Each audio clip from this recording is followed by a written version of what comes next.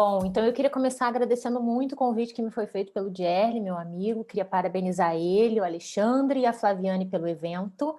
Eu adorei as palestras que eu assisti. E, como o Dierle falou, eu vou falar sobre justiça digital. Justiça digital, que é um termo bem aberto, e eu tinha pensado em dar uma palestra para vocês. Mas, pelo pouco que eu ouvi hoje, eu estou vendo que esse evento está assim, num nível altíssimo. E aí eu acho que eu vou mudar a minha palestra e dar uma aprofundada para a gente cair logo no tema que eu acho que é o tema principal desse momento, que é a questão da regulação de algoritmos. Então, a gente vai falar sobre justiça digital, regulação de algoritmos decisórios. Bom, antes de falar especificamente sobre esse tema, eu vou fazer uma breve introdução, só para vocês se situarem. Então, nós todos estamos percebendo uma mudança muito grande no mundo, né? E as pessoas costumam dizer que elas sentem que essas modificações, que essa velocidade na mudança, ela está se acelerando. E isso não é só uma percepção, isso é realidade. Existem 3 fatores que vão explicar para a gente por que as mudanças no mundo estão acontecendo de forma cada vez mais rápida. O primeiro deles é o aumento exponencial da capacidade computacional. O segundo é o advento de inteligência artificial, que como técnica já existe desde a década de 70. E o terceiro, a terceira circunstância que vai se ligar a essas outras duas, e explicar por que agora a gente está vendo tanta transformação com base em tecnologia, é o advento de Big Data, essa grande quantidade de dados estruturados e desestruturados que está disponível. E o Eric Schmidt, da Google, ele vai dizer que a cada 2 anos a gente produz mais ou menos a mesma quantidade de informação que a humanidade produziu desde o seu advento até o ano de 2003. E para 2021, a expectativa é que isso aconteça a cada 2 dias. Bom, então esse grande volume de dados, ele muda muito o nosso cenário, porque os dados são a base da aprendizagem de máquinas. Então, mesmo que a gente já tenha inteligência artificial desde a década de 70 de forma relativamente acessível, como a gente não tinha a matéria-prima para essa aprendizagem, a gente não via muitas transformações com base na IA, que é o que está acontecendo agora. Então, a gente está vendo uma profunda mudança no campo da medicina, das relações sociais, da mobilidade, etc. E como não poderia ser diferente, o campo do direito também está se transformando profundamente. Eu sei que vocês já falaram hoje sobre as etapas da mudança no campo do direito, vou só retomar um pouco com a minha visão e aí a gente aprofunda naquilo que nos interessa. Bom, então essa transformação do campo do direito, que eu vou chamar de justiça digital, esse grande fenômeno, né, que eu denomino justiça digital, ele vai incorporar 3 grandes mudanças, né? Ele envolve 3 grandes mudanças que costumam acontecer nessa ordem, mas não precisam acontecer necessariamente. A primeira mudança é a digitalização, ou a virtualização, como o professor Dierle costuma dizer, essa passagem de uma prática de prestação jurisdicional do ambiente físico para um ambiente online ou para um ambiente híbrido. Esse é o primeiro movimento. No Brasil, a gente tem um cenário de grande digitalização da justiça, né? Isso todo mundo sabe, é um dos países mais avançados no mundo.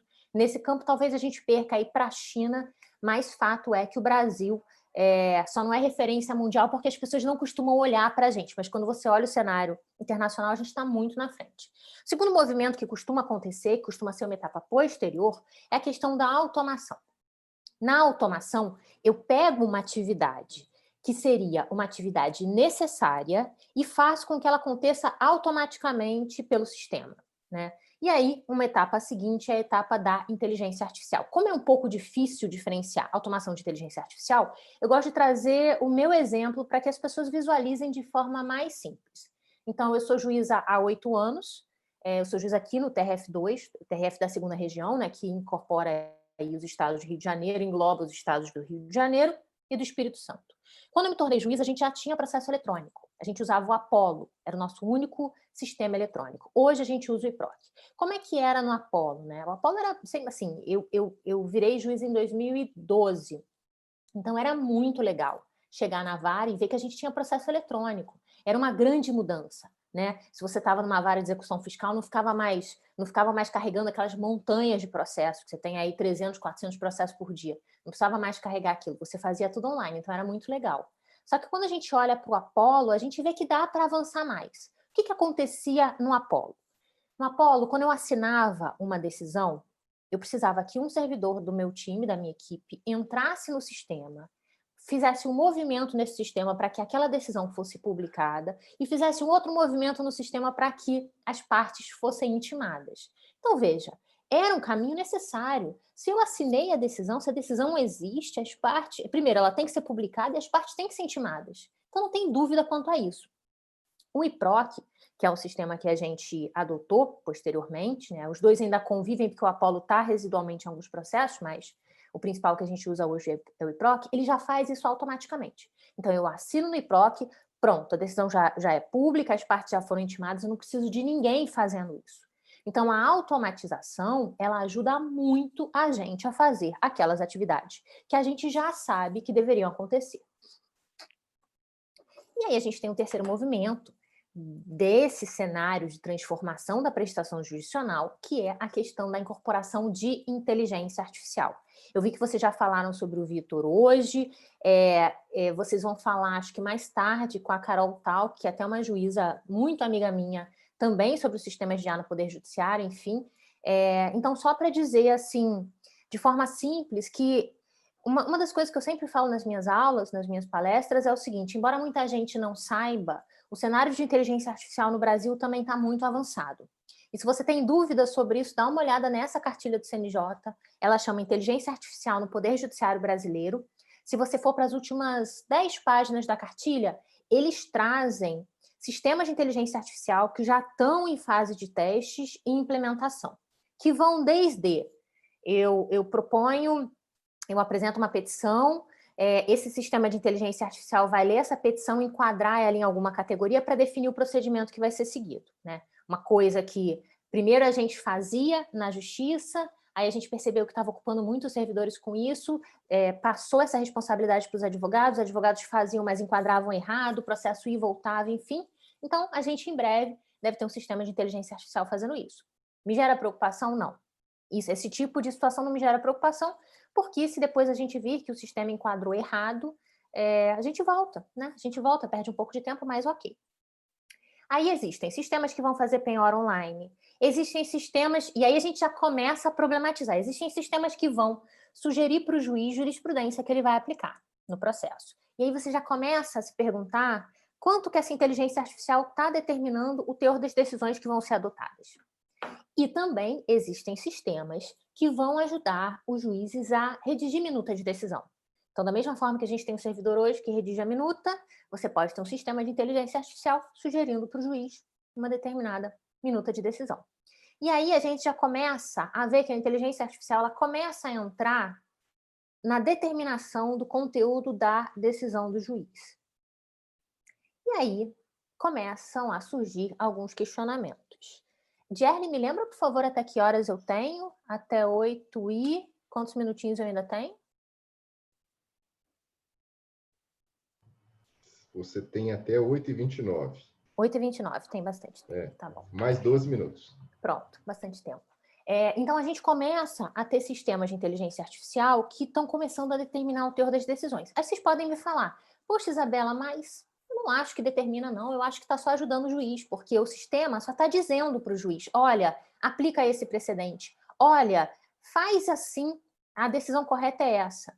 E aí o que eu digo para vocês é o seguinte, existe, acho que vocês acompanham o professor Dierge, vocês já devem saber o que são vieses cognitivos, né?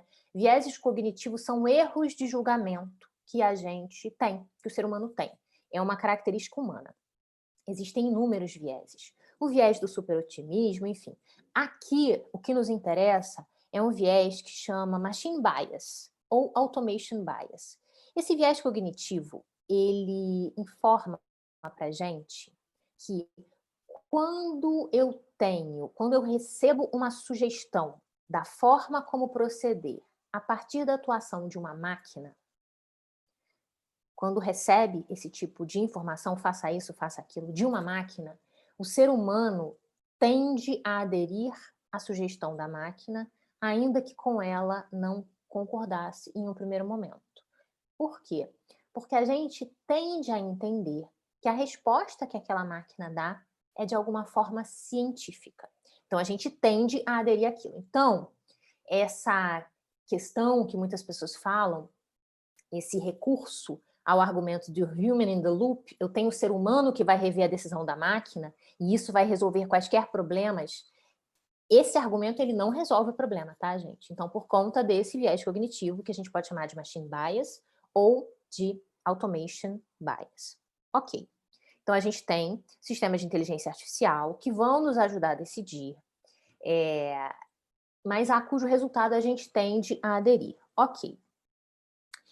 Em que medida isso pode ser problemático e por que a gente fala da necessidade de regular a inteligência artificial? E aqui só para fazer um disclaimer, eu sou muito favorável à implantação de tecnologia no judiciário. A primeira palestra que eu sempre dou é sobre cortes online, eu falo das maravilhas e como a gente pode avançar em muitas pautas. Se a gente aplicar tecnologia no judiciário, como a tecnologia pode nos ajudar a lidar com a enorme litigância que a gente vive no Brasil, esse grande volume de processos, esse problema sistêmico que a gente tem. Essa é a minha primeira palestra em todos os espaços. A minha segunda palestra é sempre sobre accountability de algoritmos, que é quando eu trago os problemas.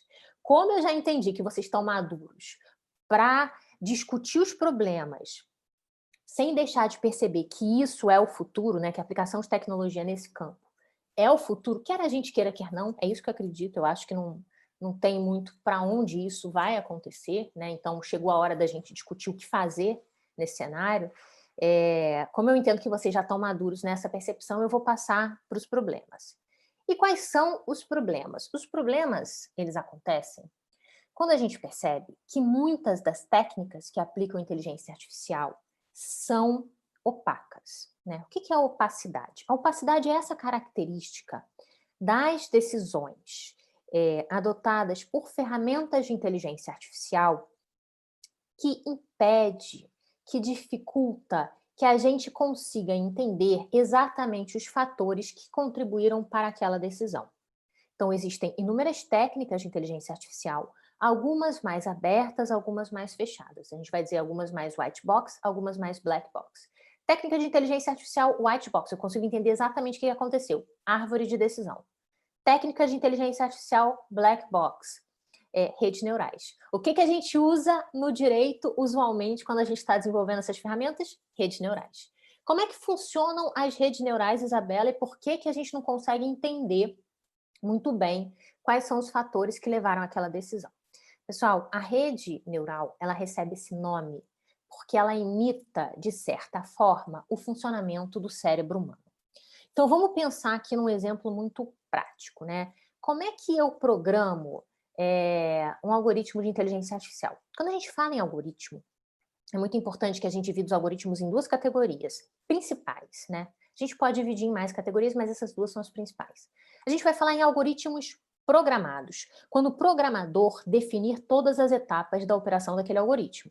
A informação entra no sistema, o sistema faz com aquela informação tudo que precisa ser feito, e a informação sai do sistema.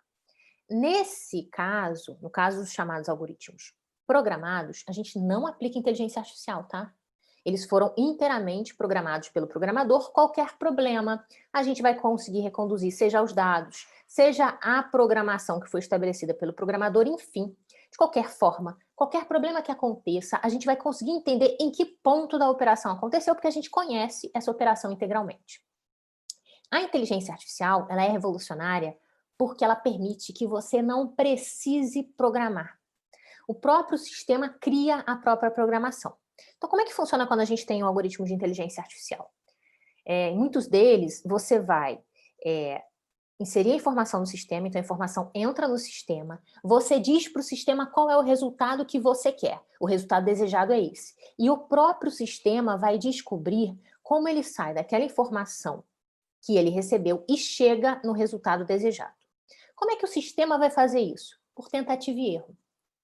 Então, pensa só, a informação entrou aqui, ela pode seguir por vários caminhos. O sistema vai fazer essa informação caminhar por todos os caminhos possíveis, né?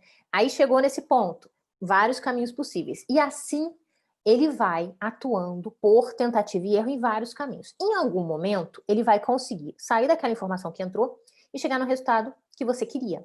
Quando isso acontece, quando o sistema chega no resultado desejado, o que ele faz?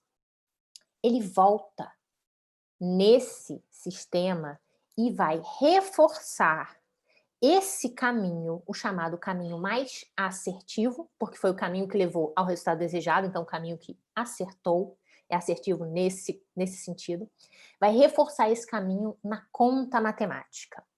Isso é muito parecido, faltam 5 minutos, pode deixar. Isso é muito parecido com o cérebro de uma criança. Então, a gente está tentando fazer alguma coisa difícil, quando você consegue, o que acontece? O cérebro libera endorfina, você lembra daquele caminho que você seguiu. Então, o sistema de inteligência artificial, ele funciona assim.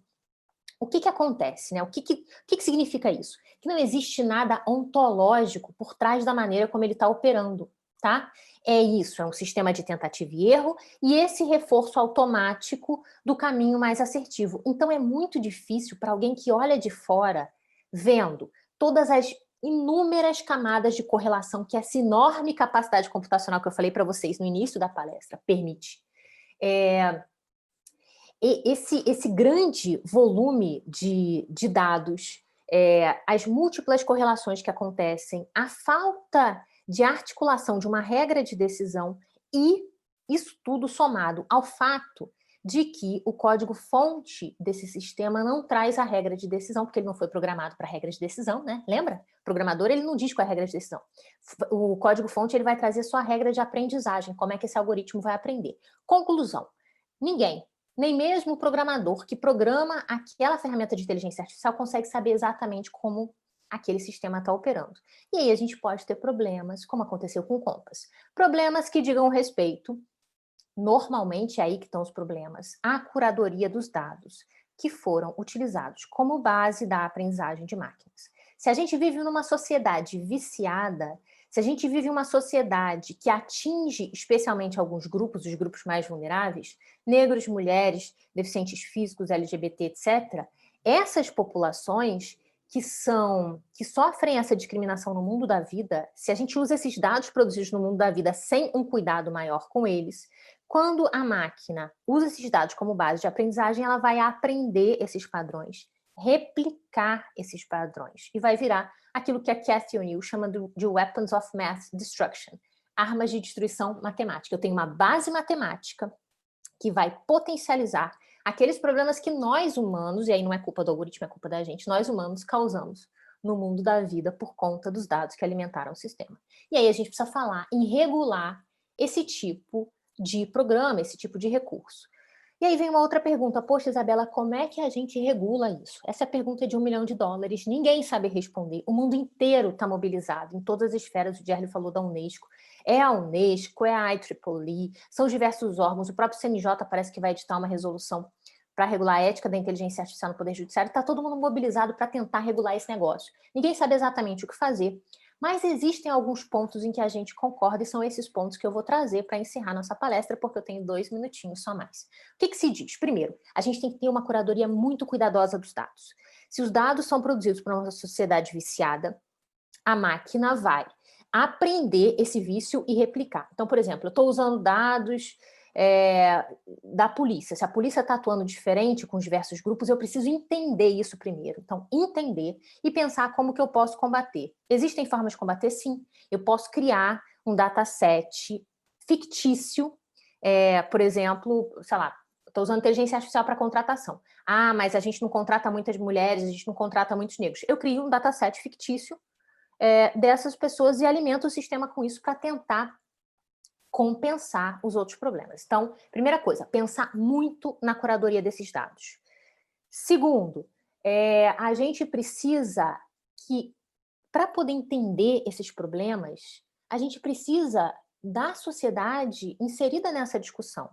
1 minuto. A gente precisa da sociedade inserida nessa discussão. Então, é muito importante envolver todos os stakeholders para que a discussão exista. E no campo do direito, o que a gente vê é um movimento de implantação de inteligência artificial em todas as esferas, sem que haja discussão sequer entre juízes. Sequer entre os juízes que vão implantar aquele sistema. Então, isso tem que mudar imediatamente. E aí a gente tem que discutir curadoria de dados, a gente tem que discutir qual a técnica de inteligência artificial que a gente está usando, a gente tem que discutir o que vai acontecer com esses dados depois, enfim. O mais importante, e aquilo que todo mundo fala hoje, é essa necessidade de debater. A gente não pode aceitar que esse tipo de recurso seja empregado sem que haja uma discussão da sociedade em tudo isso, exatamente para evitar que esses problemas aconteçam e que eles nos atinjam. Como a inteligência artificial já está surgindo, o meu call to action na palestra de hoje fique muito atento, aproveite esse congresso e se insira na discussão como advogado, como funcionário público, como indivíduo na sociedade civil mesmo, cobre dos seus governantes, cobre dos seus representantes, tenha voz e leve essa percepção de que a inteligência artificial é muito vantajosa sim, mas que a gente pode ter problemas para demandar que a gente discuta essas questões com muito mais profundidade. Deu meu tempo, eu queria agradecer a todo mundo de novo, muito obrigada.